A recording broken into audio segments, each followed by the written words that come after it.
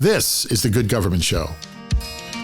The pitch was, did I want to come along and, find a bureaucrat to fall in love with? My chapter of this book is about an extraordinary public servant at VA. Obviously, public servants have to balance a tremendous number of things, and one of those is, the privacy of the people they serve and the professionalism of their appointments. And so a lot of times people doing good work in government can't talk about it. One way we can think about who we are as a country and what matters is to be in these spaces where service and courage and sacrifice are self-evident. Even in my enthusiasm for government, I think we should always be asking questions about why we do things. The podcast is full of them. I think it's great to lift up people doing good work. It's countercultural. All we do is complain and criticize, and this is a wonderful program. There's a new book out. It's called Who is Government by Michael Lewis. When I heard about this, I thought, this is a book we need to talk about. Welcome to The Good Government Show. I'm Dave Martin. On this episode, we're going to talk to one of the writers of Who is Government. My guest is Casey Sepp. She wrote one of 7 chapters in the book. Her chapter is called The Sentinel. She profiles Ronald Waters, who's the acting undersecretary for Memorial Affairs. His department is the National Cemetery Administration, which is part of the Department of Veterans Affairs. He's in charge of all the national cemeteries around the country, from Arlington to one of the 156 local cemeteries for veterans and their families. When we talk about public service, we're talking about people like Ron Walters. He's worked in government his entire professional career, most of it at the VA. He runs an organization that gets some of the highest rankings of customer service, higher than some of the most popular companies in America, and he does it for all of us in the U.S. government.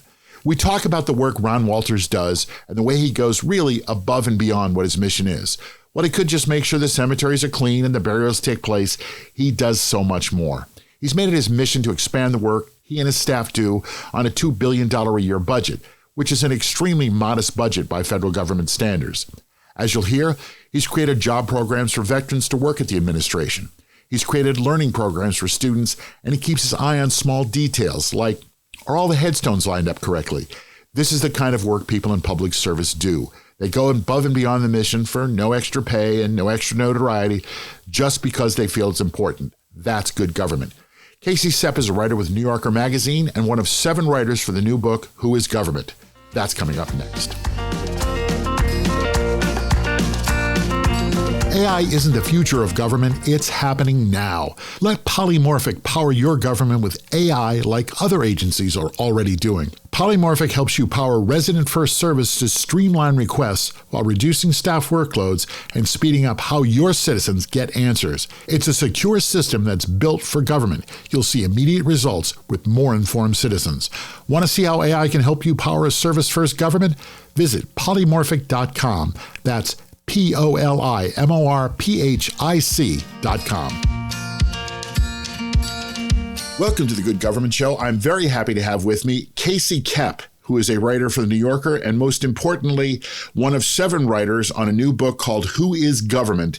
The Untold Stories of Public Service, edited by Michael Lewis. Welcome to the show. Thanks so much, David. It's an honor to talk with you. Thank you. So first of all, you are a writer at New Yorker. They're celebrating their 100th year. A friend of mine had a great comment about the New Yorker. I started getting the New Yorker and now I don't read anything else. It's a great magazine. How long have you been there and what special are you adding to their 100th year? Oh my gosh. I mean, not nearly enough. I've been there 5 years. So first of all, a baby in the eyes of the New Yorker. People really do come and stay for decades at a time. Why would you leave the New Yorker if you were there? Exactly. Yeah. I mean, my hope is to never leave. I write a lot about religion and literature and kind of Americana is my beat. So it's a lot of fun and it's taken me all around the country. And it just, it feels like in this age where journalism is really imperiled, it is a good home for a writer. You can take your time and you can get to know a story and you can really just delight in not just the mechanics of the work, but in style and in, the actual beauty of a story. So there are probably some listeners who don't read the New Yorker regularly or even the cartoons, which is the best part of the magazine, let's be honest. The caption contest in the back. First thing I look at. Tell people why they should read The New Yorker. Oh, the New Yorker is old school. It's long form journalism. If you try and keep up with the day to day of the news these days, there's so much of it and it's so relentless and it changes. But I think the value the New Yorker brings is what it's always brought, which is the long, the deep, the thoughtful, the considered. And I like to think the part of the New Yorker I contribute to is also the quirky. We can get busy with, the top line news of the day or the front page stories, which are urgent and important.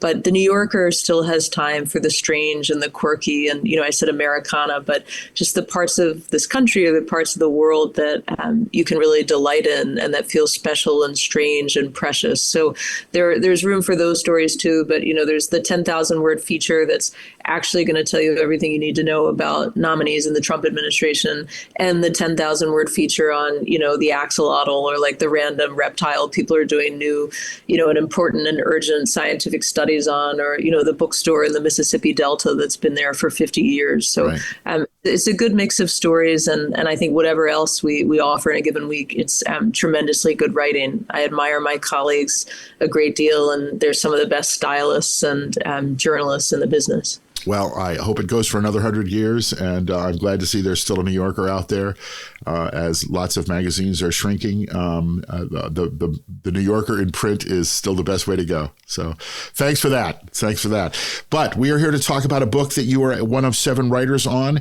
Who is Government? Tell me how this book came to be. Yeah, this is a really fun project. Talk about great journalists. Michael Lewis is one of this country's best storytellers. And a while back, he emailed me and then got on the phone and said, do you want to be part of this project? And I don't even think I knew who the other writers were. If Michael had asked me to go and Michael landscape. Lewis, he wrote The Big Short. He wrote Moneyball, among others. Kind of a prolific writer that really takes an in-depth look at a topic. Yeah, and a few years ago, he wrote The Fifth Risk about the first Trump administration. And the pitch here was, he had written that book about the federal bureaucracy, and he'd gone into commerce and the Department of Agriculture and looked around, but he had not really gotten to write much about the people who worked in these agencies. And the pitch was, did I want to come along and, find a bureaucrat to fall in love with? And I said yes right away. And my chapter of this book is about an extraordinary public servant at VA. But some of the other writers, Dave Eggers went to NASA's Jet Propulsion Lab. Sarah Val, a tremendously funny writer, spent some time at the National Archives. Kamal Bell, a comedian and prolific thinker, spent some time at the Department of Justice with the Antitrust Division. So it's an eclectic group of writers going around the government looking at public servants in a number of agencies and departments. Well, this is the Good Government Show. We like to think of ourselves as the voice of public service. And your mission was to find someone in public service that you would fall in love with. How did you find your topic, which is Ron Walters of the National Cemetery Administration? How did you find this guy? Yeah, Michael, in addition to being so sweet to ask me to take part, actually also had a cutting room floor story. It was one he tried to tell in The Fifth Risk, but he struggled to get in. And I think probably something, your audience is aware of. Obviously, public servants have to balance a tremendous number of things. And one of those is, the privacy of the people they serve and the professionalism of their appointments. And so a lot of times people doing good work in government can't talk about it. And Ron Walters turns out to be one of these people. Michael had tried to write about him in The Fifth Risk, but VA wouldn't let him in the door. So I said, all right, I'll take that challenge. This guy sounds great. Ron runs this very special part of the VA that buries all of our military veterans, 140,000 people every year, veterans and their families, and tends to the perpetual memory of 4 million other veterans. But the interesting thing about Ron is not just the work he does, but how well he does it. So this was this good government story waiting to get out, which is this guy has the highest customer service ratings of any public or private institution in the country. Right. Literally, right? The University of Michigan ranks this stuff, and they do these surveys. And more than Chick-fil-A, more than Costco, I think I read. Literally, think of your favorite corporation or company, and Ron, I guarantee you these ratings are higher for this part of the VA. It won't surprise you. People like the NCA better than, Facebook or Amazon maybe, but, better than Chick-fil-A, better than any of these popular companies. And seven surveys running, Ron and his team have been the top of that. And, most government agencies and the federal government, their rankings are like 68 on this 100-point scale. Okay. And Ron and the NCA, they're a 97. So just tremendous satisfaction. And, for me, it was a fun management story. How's this guy do it? How are they managing their people, and how are they meeting customer needs and reforming things within their agency to have these incredibly high scores? So it's partly a profile of Ron, partly a management story of how can you do this work well, and how the guy in public service. Yeah. Who doesn't have to work that hard if he doesn't want to, but he does. I think that's really the special story here, far beyond the stereotype. A lot of people could just go to work and it would be enough to bury these folks or have, good funerals or to keep the grounds kind of clean. This guy, year after year, he's a data nut. So he's always collecting data from every national cemetery, and he's sending out a team to scrutinize, the height of the grass, the angle of the headstones, are the trash cans empty? Are the bathrooms clean? Are the flags crisp and flying when they should be? And he's just relentless in trying to find out how they can do it better and who's doing it well, and, which employees are trained well, or what kind of remedial training makes things better. And just top to bottom, he brings just this energy for excellence that I don't think I wish more people associated with government, but they don't. So that was one of the appealing things about Ron's story, was the chance to say, you think how bureaucracy works, and you think the stereotype of the bureaucrat, but look at this guy. He is doing it better than the private sector. He is meeting customer needs. He is obsessed with the customer experience in a way we just unfortunately don't associate with public service. You said in your article, so you originally wrote an article, I guess, for the Washington Post called The Sentinel, correct? Yeah, these all started at the Post. And in that article, you say, you quote Walters, I guess, as saying, the National Cemetery Administration is the best kept secret in federal government. Yeah. Do you still think that's true?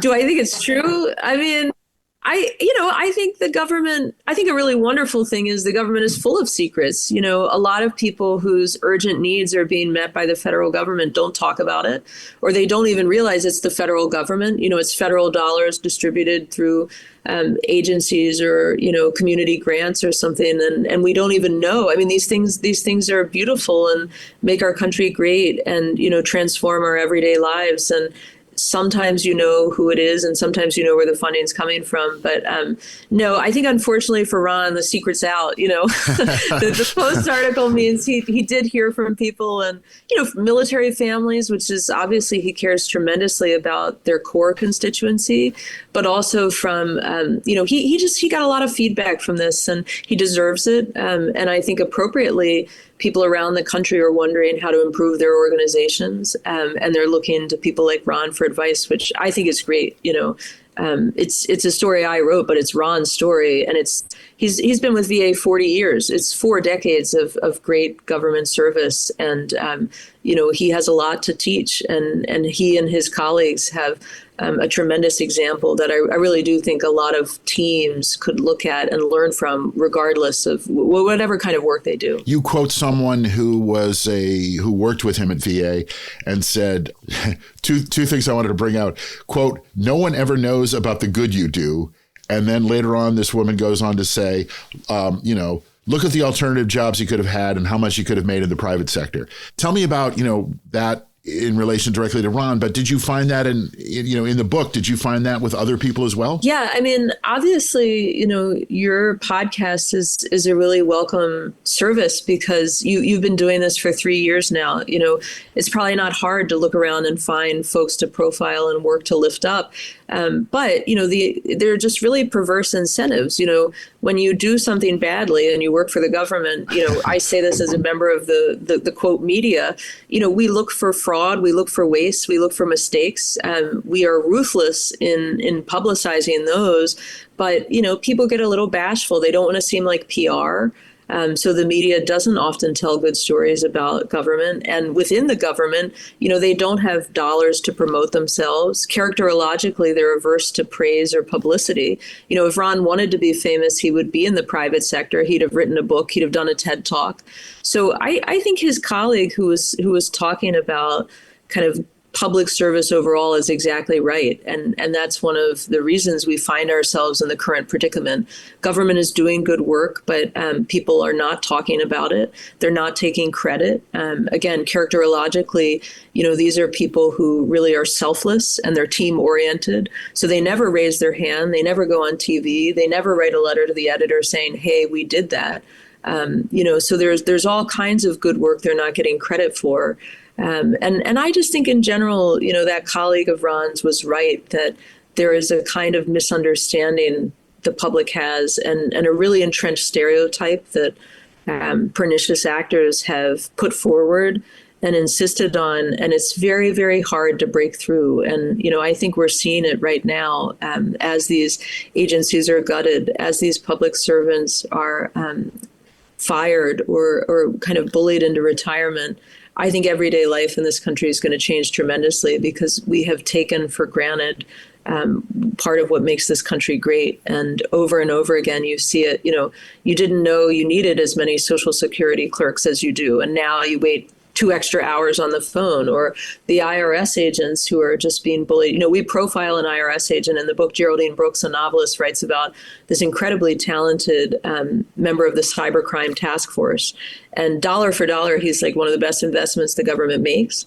He's doing tremendous good work around, child sex trafficking, around the Silk Road and cybercrime. And, again, talk about someone who could just be making millions in the private sector. He'd be, like getting his stock options and like moving to Turks and Caicos right now. But instead he works for the IRS. And what do? We got his team.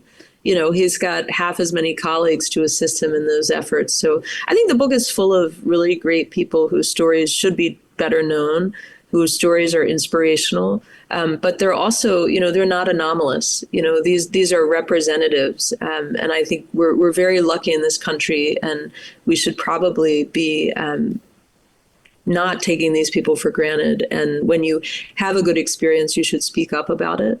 And when you're doing good work, you shouldn't be bashful about taking credit.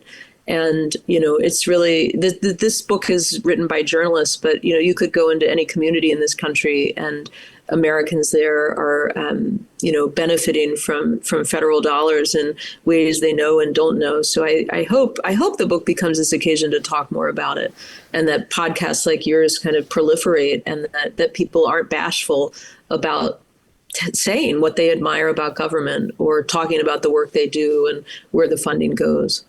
I'm going to read a quote from your book because this was from the book that was in the article that I read.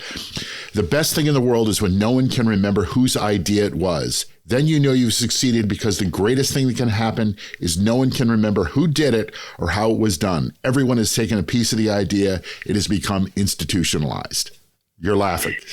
I'm laughing because that's Ron, and that's why I love him. Ron Walters, just truly selfless, team oriented, doesn't want credit. But that sums up most of the work of most of the people that are in government, does it not? Absolutely. And, it's anathema to our current culture. It's truly just, we live in a time where people want to put their name on everything and they want to be branded. And it's a culture saturated with advertising and self-promotion. And again, like it's putting your name on buildings everywhere. Putting your name on buildings, putting your name on meme coins, putting your name on everything. And it's just, it's not compatible with the kind of deep aspirations of public service, where it is about the country, not about you. It is about higher ideals, not, self-dealing or corrupt practices. And so again, part of what's beautiful about people like Ron is he says a quote like that and he means it. He spent his whole life making sure other people get credit and trying to fade into the background of a room and trying to lift up teams. And that is beautiful. And I would actually never want to change him. But I think that's why, if you are a military family who had this beautiful, moving experience of your loved one being buried in a national cemetery, and the ceremony bringing you to tears, and the ceremony changing people in your family, you have to speak up. because these people won't. And if, again, you look around these agencies, if you are someone who has a cooperative extension agent who's drawn your nutrient management plan or runs the 4-H club, you have to speak up. You have to say the good work these people are doing. Or if your nephew, works in the antitrust division and you're proud of him, say so. You have to start talking about the things that are moving and wonderful about government, local and federal, because I just think we've been, even the champions of government, the happy taxpayer, the contented liberal who believes in government, we've just been a little too bashful about talking about it and really owning it. And on the one hand, maybe you have to say, well, it's complicated. I wish X, Y, and Z could be better, but we're not going to forfeit the right to say what's good about government. Even if we believe in marginal improvements or reform or modernization, that doesn't mean we can't, as a bedrock, talk about the things that matter, whether it's, Treasury, justice, Homeland Security. This is important work, and we have to stop being embarrassed to talk about it and to sing its praises. This is the Good Government Show, and we talk about good government projects that work, and it would certainly appear that the National Cemetery Administration works and works well. A little history here. I guess the National Cemetery Administration got started essentially during and after the Civil War. The Gettysburg Address was actually, as I understand it, a speech that established the Gettysburg Cemetery.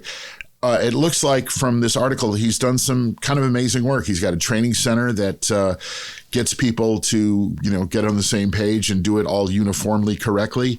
There a veterans legacy program that takes veterans and brings them into working at different cemeteries. Not all of them have succeeded, but many have.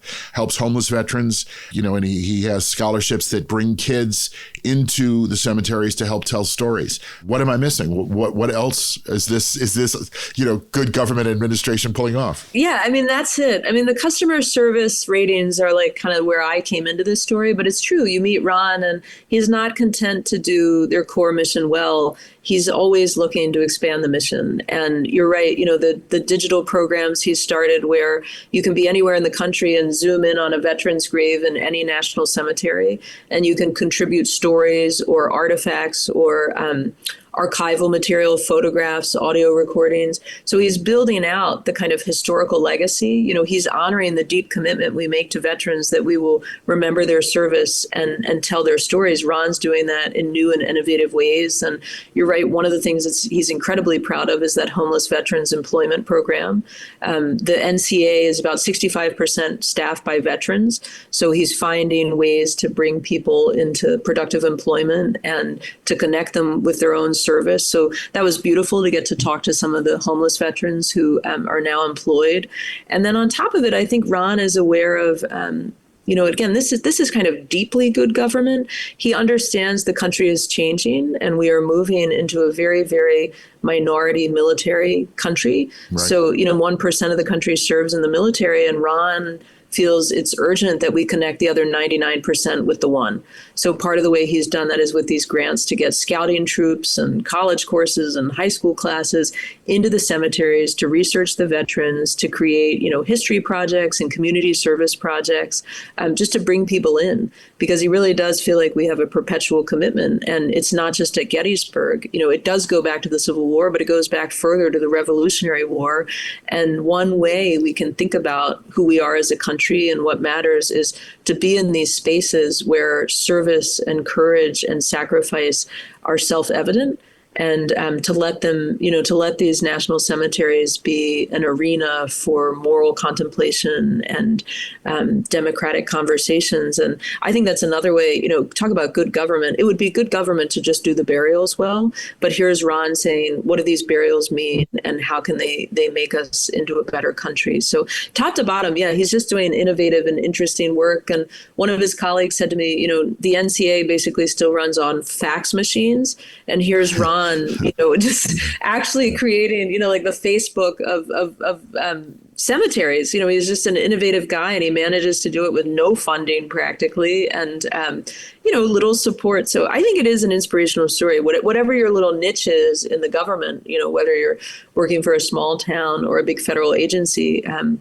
there's always ways to improve and expand. And I think that's what's inspiring about Ron. He's done it over and over again over those 40 years. He is not complacent. He's not content with good service. He wants great service. And that is an inspiration, whether you're part of a team or leading one. There's just always room to be a little better. And he's a data nut, so he's always obsessed with, exactly how well they're doing and how exactly better they could be doing. So that was inspirational for me, like the loosey-goosey writer who comes in and just is, kind of going off vibes. And here's Ron being like, no, we relentlessly measure how many minutes this takes, how many days this takes, how many weeks these take, and trying to just make it better, make it bigger, make it better, make it faster. So that to me is truly good government and an inspiration for anyone, whatever they do.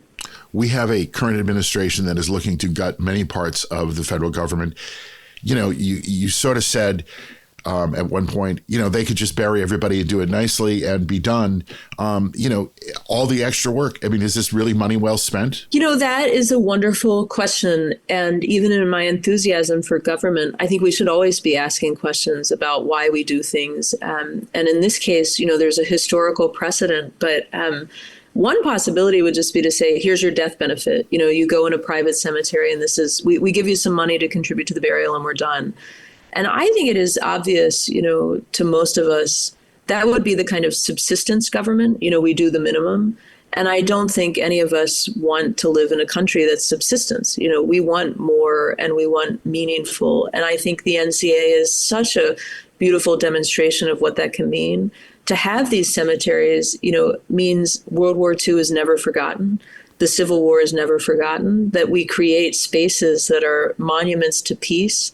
And, they are locations where important and sober conversations and, frankly, apolitical conversations can happen. I love, Ron said to me, there's no Democratic or Republican way to bury a veteran. We bury the veterans and we do it well. I think that's completely anomalous in this time and space. And so it would be possible to just have the privatized, okay, here's your death benefit, go do it. But the NCA just over and over again shows why it is a good investment and why it is important to remember our history and to honor these people and to do more than the minimum. So I think, it is an argument from excellence, not just from history.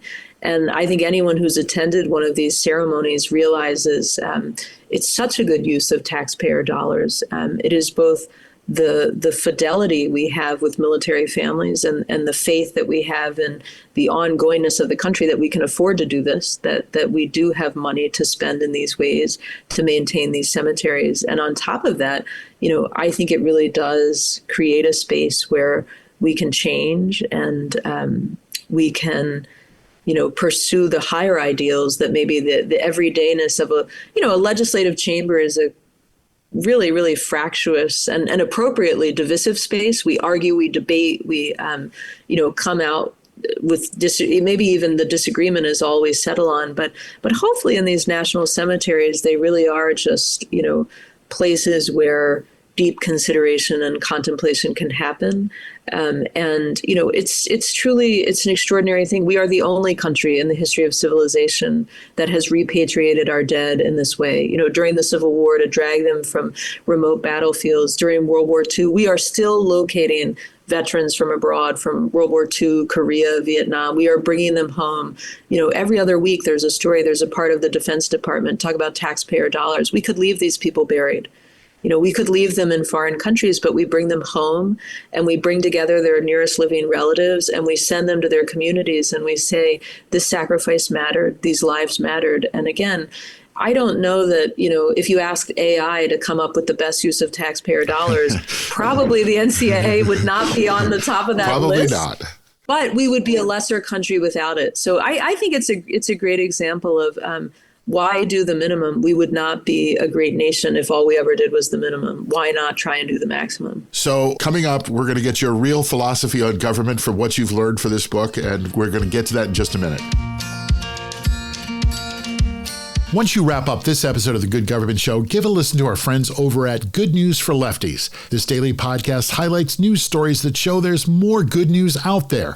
Other people in government are really trying to do the right thing. That's Good News for Lefties. Listen where you're listening now. So we have a questionnaire that I usually ask every elected leader and people in government, and you're the first person we've talked to who's actually not in government. So I have abridged our questionnaire and geared it directly for you. All right, here we go. That was the easy part. All right. A complete interloper. Let me just say I'm sorry to all your guests who've actually, earned the public trust and been elected. I'm a complete interloper here, but all right, go ahead. Well, you've spent some time and you've studied this and you've come out with a book. So we're going to get right to it. From what you've learned, what is good government? See, I told you this was easy. I'm just hoping my high school civics teacher isn't going to log on and listen to this. I hope so. Good government. I mean, I think the bedrock definition is meets the needs of the people it serves. And that sounds probably like elastic, but I think that is, this country has evolved and changed. And if you had a fixed notion of good government, it was this or it was that, it would have died out decades or centuries ago. So I think an elastic notion of meets the needs of the people it serves is a pretty good definition of government. And it's why we ought to be proud of ours. You look around the world and there are governments that don't, meet the needs of their people. They're corrupt, they're inadequate, they're deleterious. And ours, for all of its flaws, really does try and meet the needs of its people. If people aren't getting good government, if they don't like the government that they're seeing, be it, locally or in their state or nationally, what should they do? This is so easy. It's funny. I gave up complaining for Lent. How's that going? That's why we all need forgiveness. But it's not enough to complain. You do nothing if all you do is complain. You have to get active, right? You have to get involved. You have to volunteer. You have to talk to your elected officials. And frankly, if you can't get the satisfaction you want or the services you think your community needs, then you have to run. You cannot sit on the sidelines. And I think that's another way in which our culture is a little sick. People just really do want to tear down and criticize. And it is very hard to be a leader in this day and age, especially in the public sector. So I would just beg people who are discontented to get involved. All right. Get involved. Other than you're the subject of your article, The Sentinel, and the book, Ron Walters of the National Cemetery Administration, who inspires you in public service? Who inspires you in government? That is a great question. And, there are all sorts of historical examples. Like I'm a real creature of history. And, you talked about Lincoln and it sounds so hackneyed, but over the last couple of years, I've been trying to read Lincoln's speeches. The Gettysburg Address is this particularly famous one, but such, an autodidact and a self-taught person. And he took all those talents and really did devote a lot of time to talking to his fellow citizens. So, it's not enough to have saved the country, but I just think he was someone who was very, very good at articulating a vision of the country and defending it and explaining it. So I'm incredibly inspired by Lincoln. There's a quote at the beginning of our book, Who is Government, from JFK. I think at the level of kind of national service, there are iconic presidents. I had the chance a few years ago to tour Hyde Park.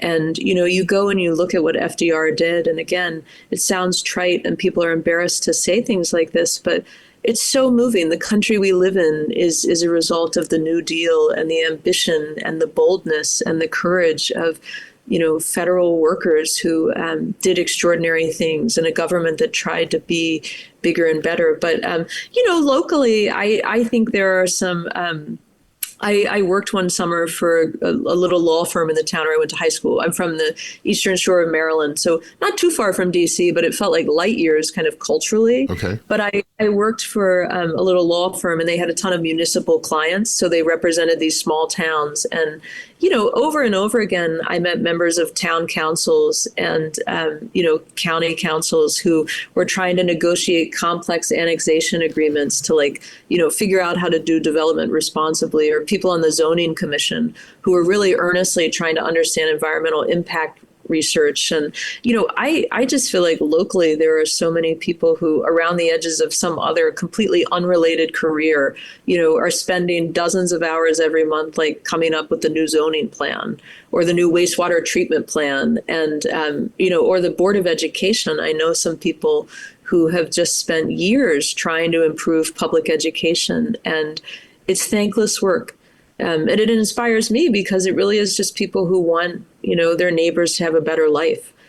So I think, you look around and high and low, there really are people. Again, it's a great gift of this country. We should stop talking as if government is corrupt and as if public service is, not worth our time. These are tremendously earnest and, sincere people. And I find that inspiring. There's a woman I helped with her campaign here on the Eastern Shore, Emily Jackson, who's on the Board of Education, and God bless her.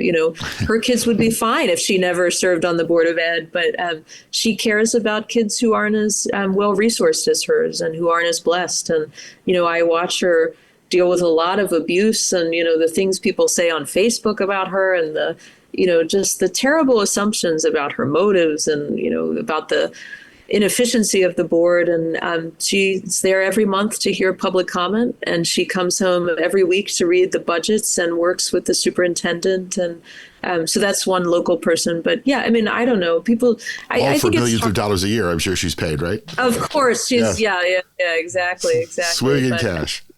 Yeah. Anyway, the podcast is full of them. I think it's great to lift up people doing good work. It's really, it's countercultural. All we do is complain and criticize, and this is a wonderful program.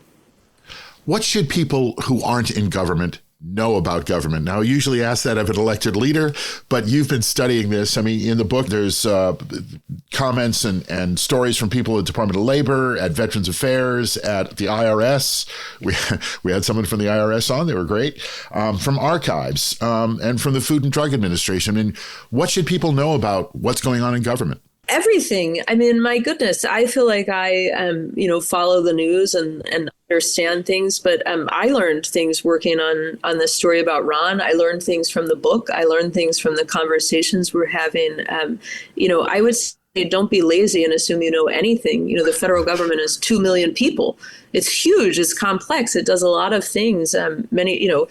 The conversation we've had lately about the National Weather Service, there's just a lot to learn. So I wouldn't take anything for granted. And I would poke around. I profiled before this book the former Secretary of Interior, Deb Haaland. And, Interior for a while, it was a New Yorker profile, and Interior for a while, it was called the Department of Everything Else. All of this stuff from government that had nowhere else to be got thrown into Interior. And it was tremendously interesting to look at what DOI does. And, you think and you don't. And you can poke around on these websites. You can go and you can tour these agencies. They have public tours, all of them. You go and someone will walk you around and talk to you about the work of the agency. And I would just say learn, before you criticize. Wikipedia is full of all kinds of information about these agencies. There's a ton of information. And, if you've gotten a USDA grant, go and see what part of USDA awarded it. If you're concerned about your local food bank, go and find out, how do they actually get their food? What local, state, and federal agencies are overlaid into that? If there's something you're grateful for, if there's something you're not happy with, actually learn about how the funding works and the oversight works. So I think coming to government with an appetite for information and an openness to learn is the only way to do it. And again, I think people who they get worked up about something, and God bless them, they run for Board of Education. Yes. And then they find out how the Board of Education works. And then they find out how the State Department of Education works. And it's a learning process. And again, I think there's room for improvement. There's all kinds of redundancies and inefficiencies and things we could do better. So I'm not saying, only come to genuflect and, pay obeisance to the government. Bring your good ideas, bring your reform, bring your modernization. And I think, that's something I would say about the federal bureaucracy. a lot of what people hate is not like Ron and his colleagues dreamed it up. It's like they're congressionally mandated to do things this way, or the appropriations work in this specific way. So, before you complain, find out who you should be complaining to. And the more you learn, the better able you are to actualize the change you want. And maybe that is, reducing size or reducing services. This is a democracy. People are entitled to their own views. But I think a lot of times people think they know what the government is, and they complain and they fuss, and then they go looking and they realize, oh, actually, it's doing a lot really well. And it's meeting the needs of a great many people. So I think, coming with an open mind and an appetite to learn is probably essential. And a humility, too. I tried to bring humility to this project. That's what was fun. Who is government? I actually had no idea. We really did learn a lot and have a lot of fun. It is amazing when you talk with people who work in government, how many people are there for the right reasons and work hard and, don't make the papers and don't get the money and, see it as their personal mission, that's right. Yeah. But we could talk, you and I could probably talk about this way too long for most other people. So the question, I would just say one thing. Your listeners are, they're practitioners and they're in the trenches, and don't be bashful. Send an email to some case. I have a website. Say, I think the New Yorker should be writing about this. We get sent leads and story tips all the time from people who are like, this is bad, this doesn't work. This is waste, this is fraud. Be the person who says, I encountered this fisheries team at, Fish and Wildlife, and they're doing great work. Or, I know this cotton researcher at, the University of Mississippi, and he's gotten USDA grants, and he's helping the cotton producers. Plant the seed, reach out to the local paper, say you ought to do a story on X, Y, or Z. That is tremendously useful to the media. Be the source of good news and good information, and don't just talk amongst your colleagues, but help spread the word. I like that idea. The question I usually ask most politicians is, okay, I'm coming to your town, your city, your state. I've never been there before. What's the one thing I must try? What's the cuisine of your neighborhood? You said you were from the Eastern Shore of Maryland, so I got to ask, crabs, yes? Oh, yeah, blue crabs, Calonectus sapides. That's the Latin name, beautiful swimmers. We are blessed with the bounty that is blue crabs. But, the specific thing I'd say, and actually to the point the New Yorker will kind of let you write about anything. Yes. Last summer, I wrote about this wonderful spice mix, Old Bay. Maybe you've heard of it. Anyway, if you're going to have blue crabs, you got to have them at the Old Bay. And that was a lot of fun to look at the history of that. And you did a story of the history of Old Bay? I did, yeah. Well done. I have to find that. Yeah. So Old Bay is a spice that, and if you're going to have, it's a mixed spice of different things. But if you're anywhere near Maryland, chances are it's going to have Old Bay on it. Well, and Marylanders, I know they sprinkle it. It's practically like baptism by Old Bay. Yes. We wear T-shirts, we've got bumper stickers. It's just everywhere. And yeah, I mean, it's like this. It's a great story. It's Old Bay on fries. It's great on potato chips. It's great on everything. I have some in my cabinet. Yeah, and it's such an American story. It was created by a Jewish immigrant, a family who fled the Holocaust and came to Baltimore and, started a small business and grew it and became, a huge thing. So, I thought it was way older than that. It's only, relatively recently. Oh. Yeah. It's from the early 20th century. So anyway, but yeah, come to Maryland, have your Old Bay crabs, have your Old Bay potato chips, have your Old Bay French fries, top to bottom. It's the best. I argue it's the best condiment in the country, and I think I would stand by that. All right. Well, I wrote a cookbook, and I mentioned Old Bay in my book more than once. Amazing. All the credibility you need. Who needs good government? You need good condiments. Well, this is the Good Government Show. We are the voice of public service, and we always like to bring it back to a good example of good government. Tell me about something that Ron Walters at the National Cemetery Administration pulled off that you were really impressed with, that said, that's good government. You mentioned his training center. So he brings teams from around the country, so there's consistency and uniformity. But the other thing Ron did was create a call center. So it used to be that, if a veteran died, their loved ones would call, and they just call the local cemetery, and it depended on the business hours, and it was haphazard, and what Ron did was create a national call center. So no matter what day of the week, no matter what time of night your loved one died, you could get help right away. And that call center was in St. Louis, and it had hours that, whether you were in Puerto Rico or Hawaii, you could get through. And once they had done that, this is so Ron, they made it easier to get help when you needed it. He also helped create an entire kind of pre-authorization. It's called pre-need, where a veteran, you can be 25 years old and plan your funeral with NCA. So your loved ones don't have to worry about it. And that pre-need process, he evangelizes about it everywhere he goes, because their dream is for every veteran who qualifies for these services to get them. And they always worry about people who don't know, you lost your DD-214, you don't remember at discharge. This is a benefit you get, no matter how long after your service you pass away. So that pre-need authorization is a real blessing for families. And Ron encourages people, if you're listening and you're a veteran, you can look into it now. You don't have to be sick. You don't have to be dying. You can make those arrangements and make sure your family is taken care of. And, you can figure out which cemetery you're going to be buried in, or, they have all sorts of options for green burials and for cremation. So he's really just about making sure people get the benefits they're entitled to. So the call center was the first step, and that was good, but they didn't rest there. They went even farther to make sure people can take advantage of their benefits and learn about them early and often. So that's Ron. Why wait? You can help people sooner rather than later. And that's Ron, no matter where you live, no matter what part of the country you came from or where you reside. He wants to make sure you get the same treatment that the 4-star general in Washington, D.C. would get. So it's really top to bottom. It's a great agency doing great work. And he's a great civil servant. That is good government for sure. The book is called Who is Government? The Untold Stories of Public Service. I'm very happy to have spoken with Casey Sepp, who is one of 7 writers that cover subjects such as the Department of Labor, Veterans Affairs, the Jet Propulsion Lab, Archives, Food and Drug Administration, among others. The book is out now, Who is Government? Untold Stories of Public Service. And you profiled Ron Walters of the National Cemetery Administration. I have to say this, I have actually been part of stories that have gotten people buried at national cemeteries. So I have been out there to do that in my work as a reporter, and I never, ever knew there was something called the National Cemetery Administration, even though I was involved. Yeah. So great work, great stories, and thanks for coming on. Of course. Thanks for having me.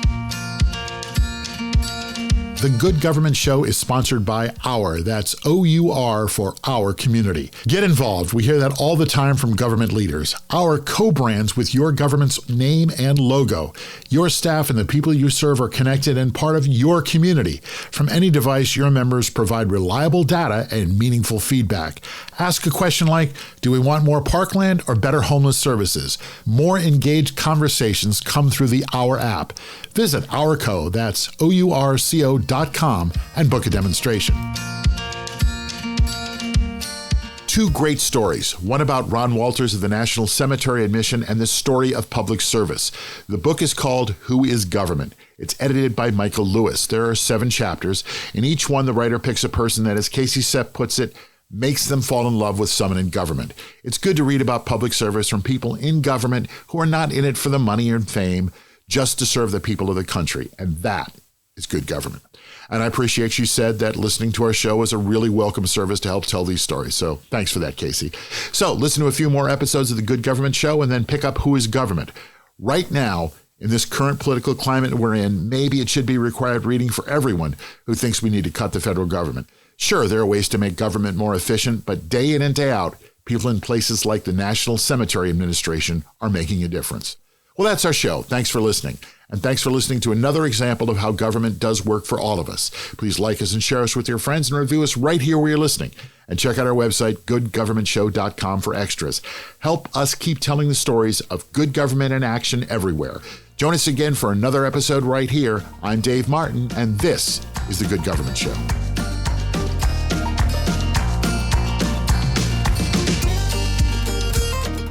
The Good Government Show is a Valley Park production. Jim Ludlow, Dave Martin, that's me, and David Snyder are the executive producers. Our show is edited and produced by Jason Stershic. Please subscribe, then share us, and like us and review us. That's the best way to make sure we're able to keep telling these stories of our government working for all of us. Then listen to the next episode of The Good Government Show.